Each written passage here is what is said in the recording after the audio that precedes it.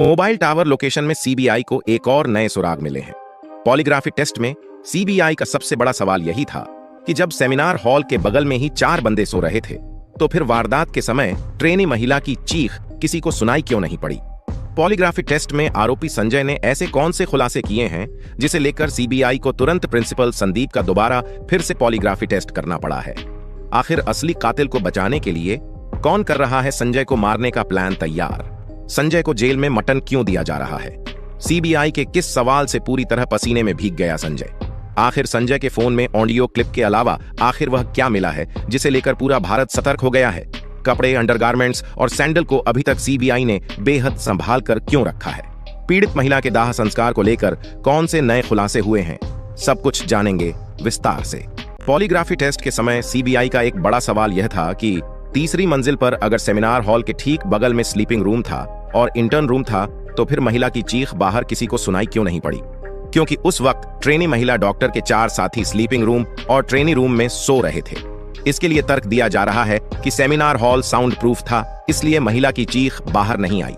लेकिन सीबीआई इस जवाब से संतुष्ट नहीं है, क्योंकि सुबह 4 बजे सब कुछ शांत था और बगल के कमरे में ट्रेनी महिला के साथ सो रहे थे, तो उस वक्त इतनी भयावह चीख 3 फीट दूर कमरे में कैसे नहीं पहुंची?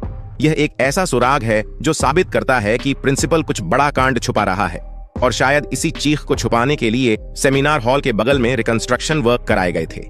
इस वक्त सीबीआई का सबसे बड़ा सवाल यही है कि अगर संजय ने ट्रेनी डॉक्टर को नहीं मारा तो फिर उसका असली कातिल सीसीटीवी में कैद क्यों नहीं हुआ? यही वजह है कि प्रिंसिपल संदीप का दोबारा पॉलीग्राफी टेस्ट शुरू हो चुका है, ताकि पता लग सके कि संदीप और संजय के अलावा इस केस में और कौन कौन शामिल थे। सीबीआई का यह भी सवाल है कि सोते वक्त चश्मा कौन लगाता है? आमतौर पर सोते वक्त हर कोई अपने चश्मे को बाहर निकाल कर रख देते हैं, लेकिन जैसा कि रिपोर्ट में पाया गया है, संजय ने ट्रेनी महिला के चेहरे पे ऐसा गुस्सा मरा कि चश्मे के शीशे टूटकर आंख में घुस गए। उससे भी बड़ा सवाल है कि चश्मा टूटा तो नीचे नहीं गिरकर आंख में कैसे चला गया? क्या किसी ने जानबूझकर पूरे सीन को इतना भयावह बनाया ताकि किसी का शंका दूसरे किसी एंगल में न जाए और सब कोई इसी भयावह केस को सुलझाने में लगा रहे? एक और चौंकाने वाली खबर यह है कि आरोपी संजय राय को खत्म करने के लिए बंगाल की जेल में प्रयास किया जा सकता है ताकि असली कांड बाहर न आ सके। जिस प्रकार संजय ने अपना अचानक बयान पलटा है, उसे देखकर बड़े बड़े लोग हैरान हैं और ममता दीदी की कुर्सी भी हिलने लगी है। कहीं अस्पताल में संजय की हत्या ना हो जाए, इसके लिए वहां सिक्योरिटी बढ़ा दी गई है और कई सारे सीसीटीवी कैमरे भी लगा दिए गए हैं। एक और खबर आ रही है कि संजय को जेल में मटन परोसा गया है। यह साबित करता है कि सरकार ने संजय पर खर्च बढ़ा दिए हैं ताकि वह कमजोरी से मरने के कगार पर ना पहुंच जाए। सीबीआई ने प्रेसिडेंसी जेल में बंद मुख्य आरोपी संजय रॉय का जेल के अंदर पॉलीग्राफी टेस्ट किया। इस टेस्ट के लिए जेल में एक विशेषज्ञों की टीम आई थी, जिसमें 5 लोग शामिल थे, जिनमें 2 महिला एक्सपर्ट भी थीं। टीम दोपहर करीब 2 बजे जेल पहुंची और लगभग 3 घंटे तक टेस्ट चला। इस दौरान सीबीआई ने संजय से करीब 150 सवाल पूछे। संजय के जवाब वही थे जो उसने पहले भी दिए थे और उसने इस अपराध में अपनी संलिप्तता से साफ इनकार किया। हालांकि कुछ खतरनाक सवालों के दौरान वह घबरा गया, उसके पसीने छूटे और उसकी दिल की धड़कन में असामान्य बदलाव देखा गया। यह ऐसे सवाल थे जो रेप और हत्या के अलावा और भी कई एंगल को जानना चाह रहे थे। इन सवालों का यह भी मकसद था कि संजय सच उगल सके और बता सके कि उस डेड बॉडी के साथ क्या क्या हुआ था और उसमें कितने लोग शामिल थे। लेकिन इन सवालों को सुनते ही जिस प्रकार संजय घबरा गया, उसे देखते हुए सीबीआई का सस्पेंस बढ़ गया है। इन्हीं कारणों से प्रिंसिपल संदीप का एक बार फिर से पॉलीग्राफी टेस्ट हो रहा है, क्योंकि पीड़ित महिला के माता पिता का कहना है कि किसी एक व्यक्ति ने मेरी बेटी को नहीं मारा, बल्कि उसे पहले से मारकर वहां रखा गया था और कॉलेज के प्रिंसिपल समेत पूरा कॉलेज कुछ बड़ा कांड छुपा रहे हैं। शुरुआत में पेरेंट्स को कॉल करके भी आत्महत्या बताया गया था और माता पिता से सेटलमेंट करने को कहा गया था। यह दर्शाता है कि प्रिंसिपल के कॉलेज में उस ट्रेनी महिला के साथ बहुत कुछ हो चुका है। सीबीआई सूत्रों के मुताबिक संजय ने कहा कि जब उसने डॉक्टर को देखा तो वह पहले ही मर चुकी थी और डर के मारे वह सेमिनार हॉल से भाग गया।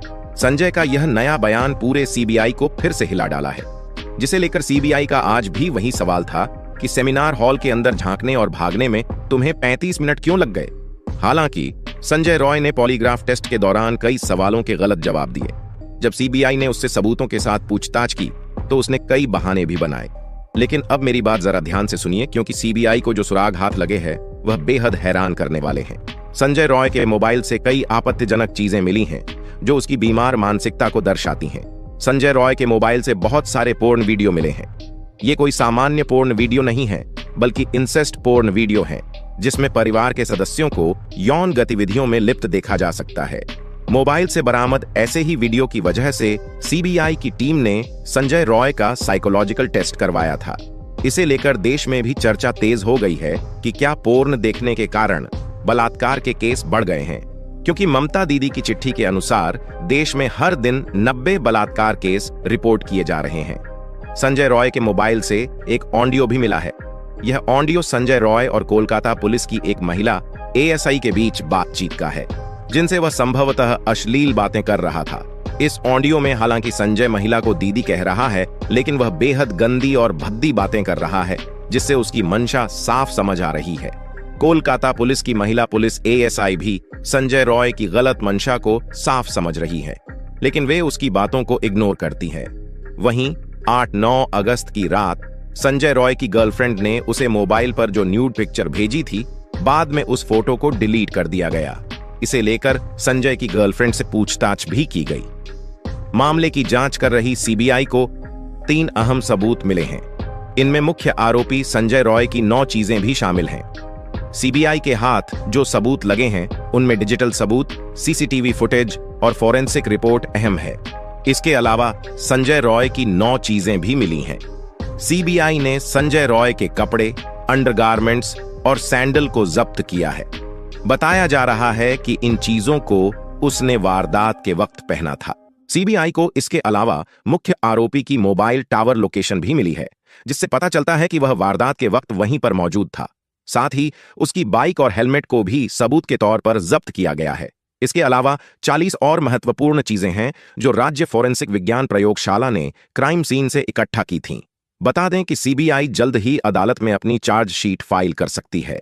गुत्थी अब इस बात पर उलझी है कि अगर संजय ने इस वारदात को अंजाम नहीं दिया तो क्या वह वारदात के बाद घटनास्थल पर पहुंचा और मृतका के शव के साथ अमानवीयता की, या फिर उसने अकेले ही इस जघन्य अपराध को अंजाम दिया और अब सीबीआई से झूठ बोल रहा है, जबकि उसने कोलकाता पुलिस के सामने अपना गुनाह कबूल किया था। यह सभी बातें तब तक केवल कयास बनी रहेंगी जब तक सीबीआई आधिकारिक रूप से कोई खुलासा नहीं करती। पॉलीग्राफ टेस्ट के परिणाम अस्पष्ट रहने के कारण सीबीआई आरोपी का ब्रेन मैपिंग और नार्को टेस्ट भी कर सकती है। नार्को टेस्ट में आरोपी को एनेस्थीसिया देकर आंशिक बेहोशी की स्थिति में सवाल पूछे जाते हैं, जो सबसे सटीक जानकारी प्रदान कर सकता है। उधर राज्य विधानसभा में विपक्ष के नेता शुभेंदु अधिकारी ने आरजी कर कांड को लेकर कुछ चौंकाने वाले तथ्य सामने रखे हैं। उन्होंने बताया कि जिस बर्निंग घाट पर मृतका का दाह संस्कार हुआ, वहां का खर्च परिवार को नहीं देने दिया गया और परिवार के बजाय किसी और ने हस्ताक्षर किए। शुभेंदु अधिकारी ने आरोप लगाया कि इस घटना को शुरू से छिपाने की कोशिश की गई। पहले इसे आत्महत्या बताया गया, सबूतों के साथ छेड़छाड़ हुई और सेमिनार हॉल के पास एक कमरे को तोड़ दिया गया। उन्होंने कहा कि तृणमूल कार्यकर्ताओं ने 14 अगस्त की रात को आरजी कर अस्पताल में तोड़फोड़ की और अब सीबीआई इस मामले की जांच कर रही है। शुभेंदु ने आरोप लगाया कि राज्य सरकार ने वित्तीय अनियमितताओं की जांच खुद करने की कोशिश की, लेकिन हाईकोर्ट ने इसे भी सीबीआई के हवाले कर दिया। इस वीडियो में फिलहाल इतना ही।